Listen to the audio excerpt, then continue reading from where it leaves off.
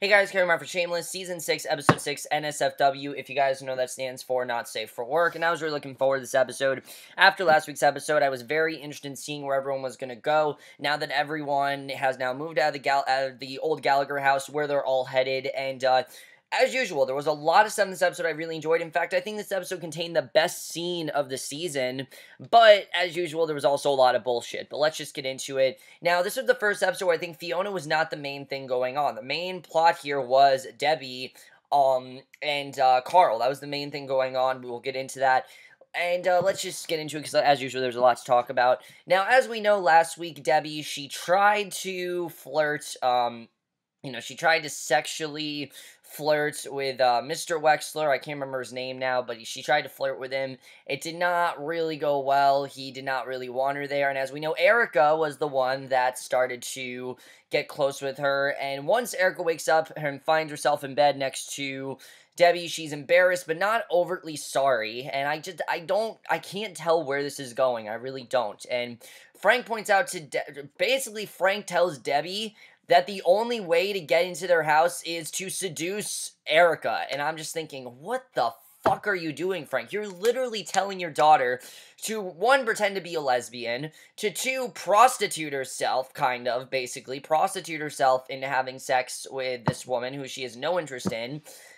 Three, basically just give herself away like that. I mean, it's really stupid, and I don't know why Frank is telling her to do this. I understand it's Frank. It makes sense that Frank would do this, but I don't know, this is just really dumb. And Frank assures that a woman's sexuality is also as fluid as the Mississippi, and it's disgusting. It really is. And then it gets better, because at Debbie's latest ultrasound, she declines to learn the sex of the baby, and we get this nice scene where Frank talks about the first time he saw Fiona and everything.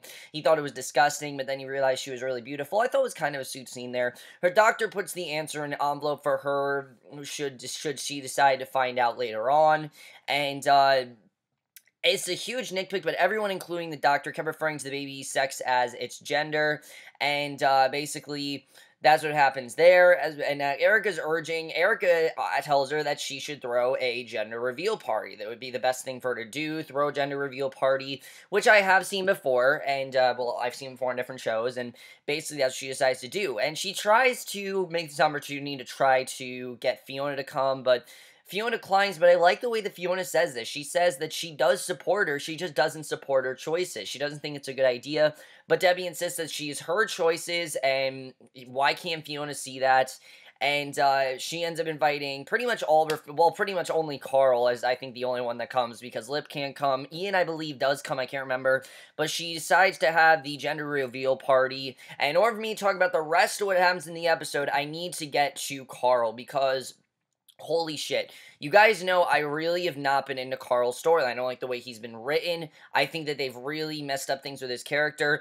But after this episode, we got what I think is the best scene with Karl in a long time. I love what we got in this episode, because him and Nick are still searching for apartments, basically. They're trying to find somewhere to live, while Nick is also trying to search for that bike, because obviously he really wants that bike. It was a huge part of his childhood, and he still wants it. And Karl, I think, really realized in this episode how dangerous of a life he really is headed towards, because, like I said, he wants to be this criminal. It's something he wants to do, and I think he realizes that this is not the way to go. And after Nick and Karl pick up Debbie up from the bakery with her pink frosted filled, because we do find out that it is a girl, he spots a kid riding a stolen bike, and Nick follows the kid at dangerous speed, but doesn't run over him. Nick does watch him go into the house, and obviously Karl is terrified, not knowing what's gonna do. And what Karl sees is even worse than what he could have done, because Karl, I did not think, expected him to do this. Nick cuts out of Debbie's party early, go racing back to the kid's house. Karl chases after him, even stealing someone's skateboard, not really knowing what Nick is gonna do. You know, he has an idea that Nick wants the bike, and he wants to get it, but he is terrified in this scene. He's just too late. Karl comes upon Nick.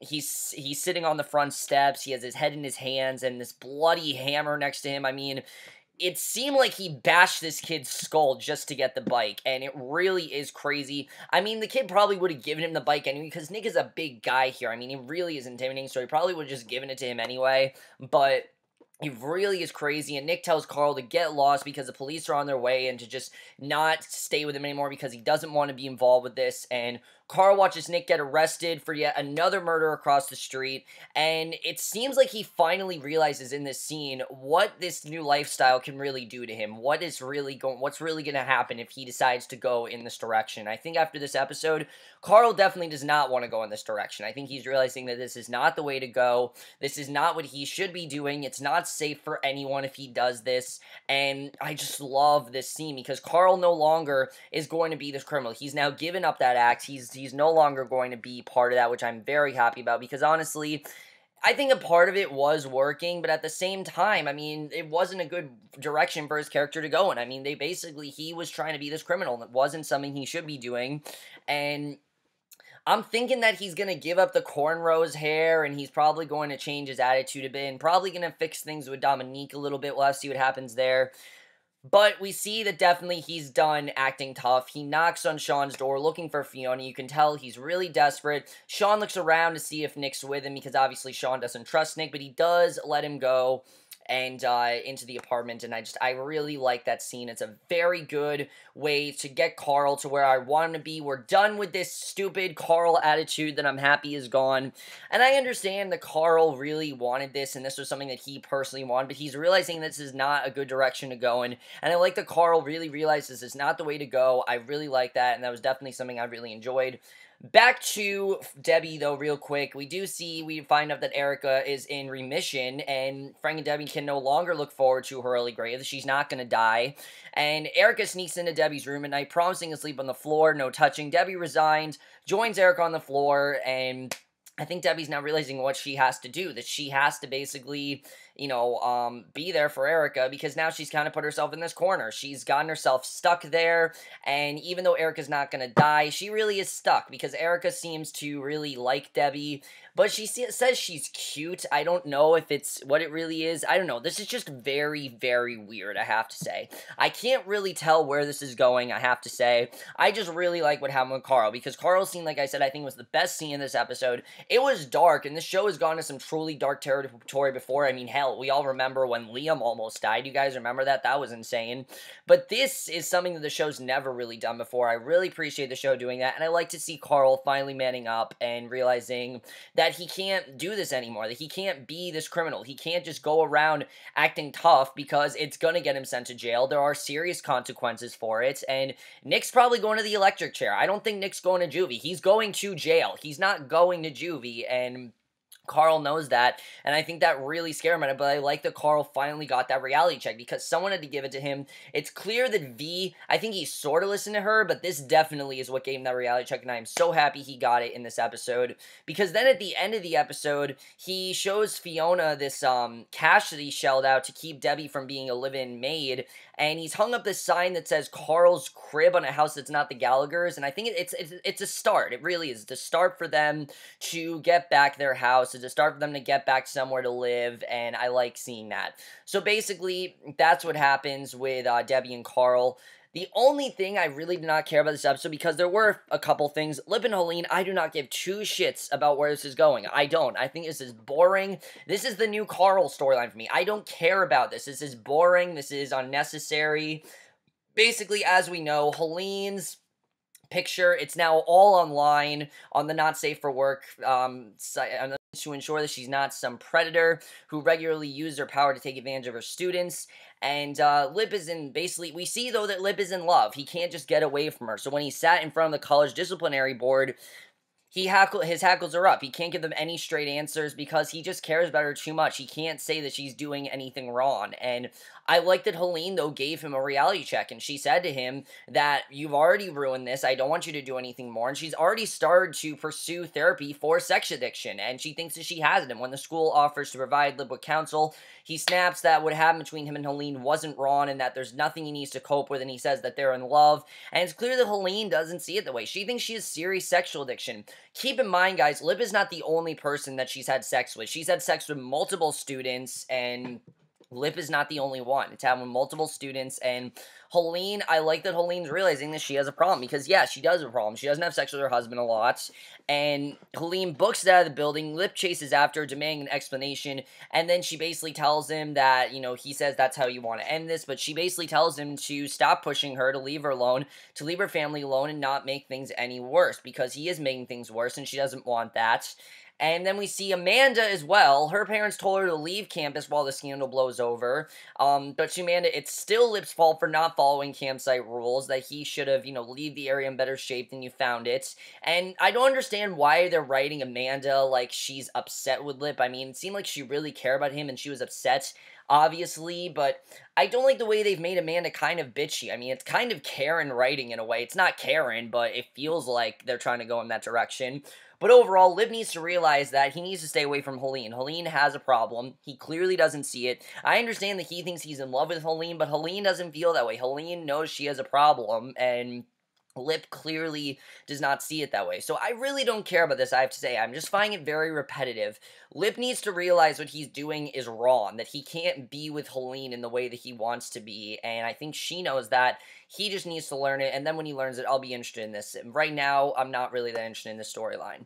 So, Ian and Caleb, I like where this is going. I really like how this is going, because Ian really has never actually been on a date, as we know. He's kind of had, like, some fuck buddies and things like that, but he's never really been on a date, and he asked Lip for advice, but the Gallaghers on the whole, of course, are not much for flowers and romance, which was a bad idea. I mean, Lip is not the person to give advice from. So he basically gets ready, goes to dinner with Caleb, who tries his best to make conversation with Ian, and he's not sure why Ian suddenly can't hold a conversation just because it's happening in a date setting, but he answers all of Caleb's questions functionally, and with no follow-ups. Ian senses that the tension and apologizes, explains that his ex-boyfriend wasn't much of a talker, and that his idea of a conversation was a few insults, a punch in the face as foreplay, and Caleb is wondering if it was domestic abuse, but that's just how they communicate on the South Side, where he lives and everything. And Caleb thinks that's what it is, but that's just kind of how they do things. And Caleb gets a call from the firehouse, and he says he knows that. Sounds like an excuse considering how well this is going. Ian has to tag along. At the scene, a man's been stabbed, and a woman says that he fucked with him and he had sex with her the last time. And the woman's crying and crailing a broken arm. Caleb tells her to stay put while he checks on the man. Ian decides to attend to her. After draping his blazer over her shoulders, he goes into Caleb's medical bag for a splint for her arm. Caleb spots him, runs over, admonishes him for getting involved while not being trained, but Ian says that it's fine, and it seems that Ian really seems to be good at what he does. Like, he actually is very good at being a firefighter, and he really could help these people, and I think that really is a direction to put Ian in. I know that people saying, well, Ian should not be a firefighter, he's dropped out of school, but he really seems like he knows what he's doing, that he's a lot more capable than he thinks he is. I really think that Ian just isn't very confident, but he really does have a lot more intelligence, and could be doing a lot more than he really is, and I really like that scene, and I think Caleb really is good for him, because Caleb's showing him this is not all there is to life, that you need to, find something that you're good at, and Ian is finding that, and I really do like that. I think this is even going to help him with Ian. I think maybe, with Mickey, I think it's going to help him with that, and I really like that scene. I really am liking Caleb and Ian, I have to say. I don't want these two to get together, I really don't. I don't really want them to be a couple, per se, but I do want Caleb to be sort of a mentor for Ian, to show that there's more to life than what Ian thinks, and I really like that. Really good stuff there. I like what's going on with Ian. Definitely really good stuff there. I really am enjoying that. And then a few other things to talk about. Let's get to Fiona, because Fiona had some really crazy stuff going on this episode. She realizes that she left something behind at the house. She breaks in through a window to get it, the closet door, which had been used as a measuring stick for the kids' growth over the years, which is very sad, just knowing that it's still there. She runs to the new homeowner and inspector, though, who basically says the house is a trash pile that would cost more to fix than it's worth, and Fiona gets a hunch and heads to the bank. Indeed, the new homeowners have resigned their offer, and she's free to make her own bid once more, but she needs her husband's signature on the mortgage, of course, which is Gus's, and she scoffs and says that they're separated and hands the form back, and unfortunately she needs Gus to sign a notarized form relinquishing his right to the house, because obviously she's married, she needs that to go down, and Fiona does get her abortion in this episode, which is interesting that she did get it. I thought that she was going to put it off, but she does get it in this episode. And she spends most of the episode trying to pin Gus down. He wants his grandmother's ring back, the one that Fiona, of course, sold so that way they could keep the house. And when he finally arrives to sign the form, she tells him that the ring is in a safe deposit box and she'll get it first thing in the morning. Gus, though, wants to know why he should give her something that she wants. And she's asked, why do you think I owe, and he asks, why do I think I owe you anything? She says that he doesn't. And I think that Gus had some good points with it. He really doesn't owe her anything and that he does favors for friends. And he moves towards the papers, but only for the nearby cup of coffee, which he pours all over the table. And it's clear that he has no interest in signing for her because she betrayed him. He's not going to be nice to her about it because obviously she left him and he's not happy. I mean, he truly loved her and you can tell, but now she's kind of ruined things and he's not going to forgive her for that. And I think Gus has a right to be angry. He really does. So I'm not upset that Gus is angry. He has a right to be, definitely. I mean, did he have to write a whole full-on song about it? No, but at the same time, like I said, Fiona kind of deserves this. She left him. She didn't really give him an answer as to why she left, and it makes sense why now she has to deal with all this aftermath and the consequences. And now that a dire situation's come up, she can't really do anything about it. We do also get this really interesting scene with Fiona where she's talking about the kids and how she really doesn't want to be this live-in mother anymore. She just wants to be their sister. Very interesting stuff. It shows how Fiona's realizing that she can't really be there for them anymore because they don't live in the same house and she needs to just be their sister. And it's kind of something that's hard for her to do, but she's realizing she has to do that because she's not, like I said, living with them anymore. So she heads back to Sean's house, sobbing how tired she is and how she's out of options and how her family is shattered. And basically from Sean's son's bed, Karl watches face, soft, young, and finally filled with some manner of empathy. And like I said, he does give that money to Fiona at the diner, telling her to buy back the house. And now she's never taken Karl's dirty money in the past, but maybe he's finished making dirty money, of course, for the guns. And he basically uses that money, I think he used for the guns, and gives it to Fiona. And I really like seeing that. It definitely, like I said, is a start. It's a start for them. It's a way for them to start to get cash. I don't think that they're exactly getting a cash, but I like the scenes with Fiona of her talking about how it's weird that Kevin V are not next door because she's so used to that, and it's just weird for her, her not being in this house that she's lived in all her life. It's weird. She doesn't really know how to feel about it, and it's clear that Fiona really needs some adjusting, and I like seeing this vulnerable side of Fiona. Fiona's always seemed like the one that knows what she's doing, but for right now, she really doesn't know what to do because the house that she's lived in all these years, she can't go in, and it's weird for her. She doesn't really know what to do and how to move on, and I like seeing that. So Kevin V, not too much going on there. Svetlana's back all of a sudden. I don't know how they got her back, but she is. And basically, they're finally getting customers again because they're banning hipsters from the Alibi. And now the hipsters are not allowed to go into the bar. They're willing to pay a $20 cover for entry. And it's really ridiculous, I have to say. I don't really know why they went this way, because we didn't see Kevin V talk about it. It comes out of nowhere. It just felt like they were only here so Kevin V could have a plot in this episode. It really felt unnecessary to me, and I don't know why it was here. I really was not a fan of this at all. Svetlana was back for no reason. It just feels like it's there to have some, fun stuff here, and I'm really not a fan of that. I want to see Kevin V take this seriously. It doesn't really seem like they are. And then, finally, we see that someone found Chucky.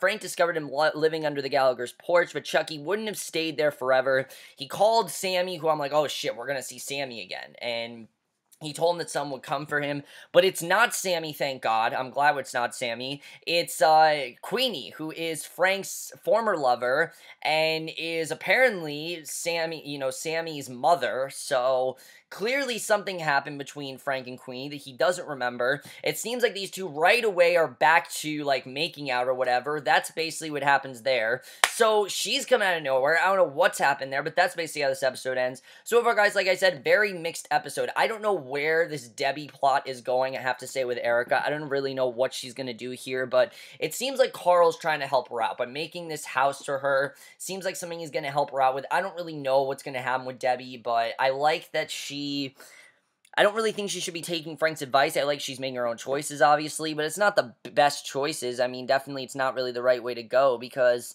she could get herself into a really serious situation that could be really bad, and I don't really think Debbie knows what's at stake here. But where is this going? Because I have no idea where this is going. I can't really tell you where this plot is going because I have no idea. Lip as well. And Lip needs to realize that Helene has sexual addiction, and this is a problem that she has, and this is not something that he can fix. She's not in love with him. She just has really bad addiction, and she needs to get over it, and that's something that has nothing to do with Lip, and he needs to realize that and get the fuck out of her life, because it's really serious. I mean, this is a serious problem that she has, and I don't really think Lip realizes that. I think he wants to think that she's in love with him when she's really not. I have to say, though, Karl, I love where this is headed. Is Karl going to stop being a criminal? I think he is. I think he's probably going to shave off his hair as well. We'll have to see where this goes. But like I said, it really seems like he's trying to help out his sisters, which I like seeing. It seems like he's trying to make a start for them, and I really do like that. Queenie. Queenie has come out of nowhere. What is going to happen between her and Frank? Is this now someone for Frank to have a love interest? I'm not really sure, but she's come out of nowhere. Who knows what's going to happen here? And then as far as Ian and Caleb, like I said, I think Caleb's good for Ian. He's showing him there's more at stake. He's showing him there's more to life. I like seeing that, definitely. And that's basically what I have to say about this episode, I have to say. I definitely really did enjoy this episode. I will say this was probably my least favorite episode of the season, guys, definitely. I think this was definitely, no, probably, actually, no. I think the first episode was still my least favorite episode of the season. Let me know what you guys saw this episode. Like I said, there were some really good things in this episode. Still some very mediocre things. I'm not a fan of, like, Lip, and this whole thing with Kevin V is just stupid. But I will see you guys in my next video, which will be for my review for the series premiere of the new mini-series on Hulu, 11/22/63, and we'll see you guys for that. Okay, bye.